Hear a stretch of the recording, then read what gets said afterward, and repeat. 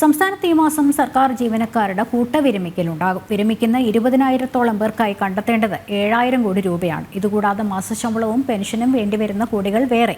കേന്ദ്ര സർക്കാരുമായുള്ള കേസിൽ സുപ്രീം കോടതിയിൽ തിരിച്ചടി നേരിട്ടാൽ കേരളം വമ്പൻ പ്രതിസന്ധിയിലേക്ക് നീങ്ങും. വിവരങ്ങളുമായി ശാലിനി ചേരുന്നുണ്ട്. ശാലിനി, ഈ സുപ്രീം കോടതിയിലെ കേസിൽ സുപ്രീം കോടതിക്ക് തന്നെ ഇത് അത്യപൂർവമായ ഒരു വിഷയമാണ് എന്നുള്ളത് നിരീക്ഷണമാണുള്ളത്. എന്തായാലും കേരളം പ്രതിസന്ധിയിലാണ് എന്നുള്ളതിന് തർക്കമില്ല. ഇനി ഈ ശമ്പളത്തിനും പെൻഷനും ഒക്കെ വിരമിക്കൽ വേണ്ടി വരുമ്പോഴൊക്കെ കൂട്ടവിരമിക്കലിനൊക്കെ കണ്ടെത്തേണ്ട കോടികളുടെയൊക്കെ കാര്യത്തിൽ എവിടെ പോകും എന്നുള്ളതാണ് നോക്കിക്കാണേണ്ടത്.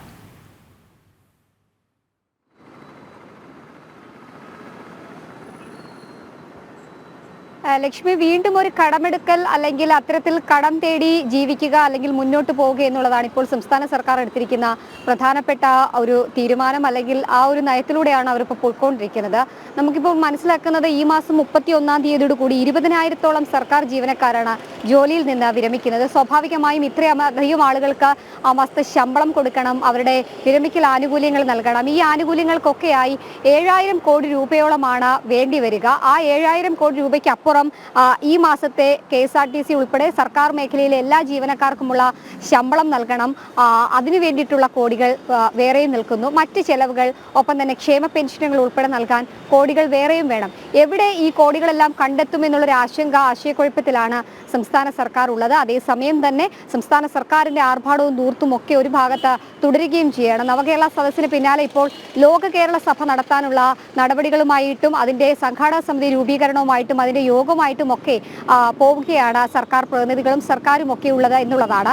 തൊട്ടു പിന്നാലെ തന്നെയാണ് വിവിധ മന്ത്രിമാരുടെ, മുഖ്യമന്ത്രി പിണറായി വിജയൻ ഉൾപ്പെടെയുള്ളവരുടെ വിദേശ സന്ദർശനങ്ങളും പര്യടനങ്ങളും ഇപ്പോഴും തുടർന്നുകൊണ്ടിരിക്കുന്ന സാഹചര്യം കൂടിയുണ്ട്. എന്തായാലും സംസ്ഥാനം കടുത്ത സാമ്പത്തിക പ്രതിസന്ധിയിലൂടെ പോകുമ്പോഴാണ് ഇത്തരത്തിൽ ഈ ഒരു അധിക ചെലവ് അല്ലെങ്കിൽ മെയ് മാസത്തെ വിരമിക്കലിൽ ഏറ്റവും കൂടുതൽ ആളുകൾ, ഒരുപക്ഷെ കഴിഞ്ഞ വർഷമായിരുന്നു ഏറ്റവും കൂടുതൽ ആളുകൾ വിരമിച്ചത്. 11,000-ന് പുറത്ത് 11,800 പേരായിരുന്നു കഴിഞ്ഞ വർഷം സർവീസിൽ നിന്ന് പടിയിറങ്ങിയത്. അന്ന് ഏകദേശം കോടികൾ വേണ്ടി വന്നിരുന്നു. അന്നും ഇതേപോലെ തന്നെ കടമെടുത്തും ഒക്കെയാണ് ഇവരുടെ ആനുകൂല്യങ്ങൾ നൽകിയത്. അതും ഘട്ടം ഘട്ടമായിട്ടാണ് സർക്കാർ ജീവനക്കാരുടെ ആനുകൂല്യങ്ങൾ, അന്ന് വിരമിച്ച സർക്കാർ ജീവനക്കാരുടെ ആനുകൂല്യങ്ങൾ നൽകിയത്. സമാനമായ സാഹചര്യത്തിലേക്കായിരിക്കും ഈ കുറിയും സംസ്ഥാനം പോവുക എന്നുള്ളതാണ് നമ്മൾ മനസ്സിലാക്കുന്നത്. അതേസമയം തന്നെ കേന്ദ്ര സർക്കാരുമായുള്ള കേസ്, പ്രത്യേകിച്ച് ഈ കടമെടുക്കൽ പരിധി ഉൾപ്പെടെയുള്ള വിഷയവുമായി ബന്ധപ്പെട്ട കേസ് സുപ്രീം കോടതിയുടെ പരിഗണനയിൽ ഇരിക്കുകയാണ്. സുപ്രീം കോടതി പരിഗണിച്ച അനുകൂല വിധി ഉണ്ടായില്ലെങ്കിൽ അതും സംസ്ഥാന സർക്കാരിനെ സംബന്ധിച്ചിടത്തോളം കടുത്ത പ്രതിസന്ധിയിലേക്ക് കാര്യങ്ങൾ പോകും എന്നുള്ളതിൽ സംശയമില്ല. എന്തായാലും ആശങ്കാജനകമായ ഒരു സാഹചര്യത്തിലേക്ക്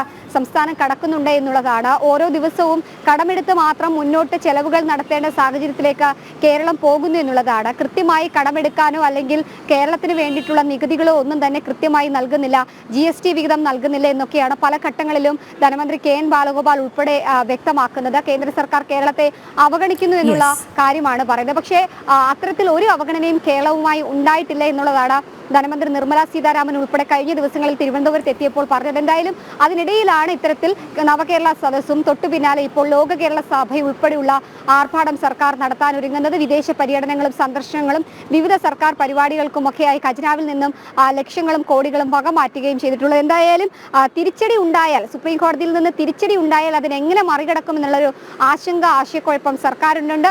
അതേസമയം തന്നെയാണ് ഈ സർക്കാരിന്റെ ധൂർത്തുകൾ തുടരുന്നത്. ഇന്ന് ഈ മാസം 31 കൂടിയാണ് ഏകദേശം 20,000-ലധികം വരുന്ന സർക്കാർ ജീവനക്കാർ പ്രതിസന്ധിയിലേക്ക് വീണ്ടും കേരളം ചെന്നെത്തുന്ന സാഹചര്യം. ശാലിനിയാണ് വിവരങ്ങൾ നൽകിയത്.